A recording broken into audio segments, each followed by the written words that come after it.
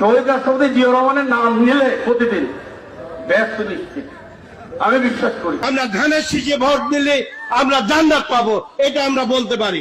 আদর্শবান দল ধানের শীষের দল। জিয়াউর রহমানের হাতে গড়া দল ধানের শীষে ভোট দিলে আপনারা অবশ্যই জান্নাতুল ফেরদৌস আশা করতে পারেন। আপনার স্বামী যার পায়ের নিচে আপনার বেশ, সেই পুরুষ মানুষগুলো এখানে উপস্থিত আছে, তাদেরকে বলবো বাড়ি বাড়ি গিয়ে মা বোন চাচি খালাদের বলে দেবেন ভোট ধানের শীষে দিতে হবে। যদি ধানের শীষে ভোট না দেন, এই মহিলাদেরকে বলছি আপনারা জান্নাত পাবেন না। রোজা, নামাজ, হজ, যাকাত কিচ্ছু লাগবে না, ধানের শীষে ভোট দিলে বেঁচে যাইতে পারবে না।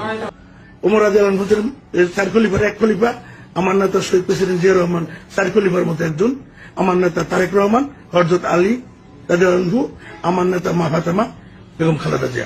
সেই প্রেসিডেন্টের উত্তরসূরি তারেক রহমান, তার নাম উচ্চারণ করতে হলে উজু করে করবে।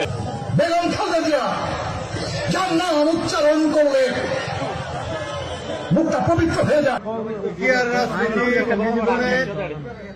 আমি মক্কা মনে করি সাধারণত এই বাড়িটাকে আমরা মদিনা ইসলামের চর্চা করি। শরিয়া আইনের ব্যাপারে ওটাও বলেছে কিন্তু যে আমরা শরিয়া আইনে বিশ্বাস করি না।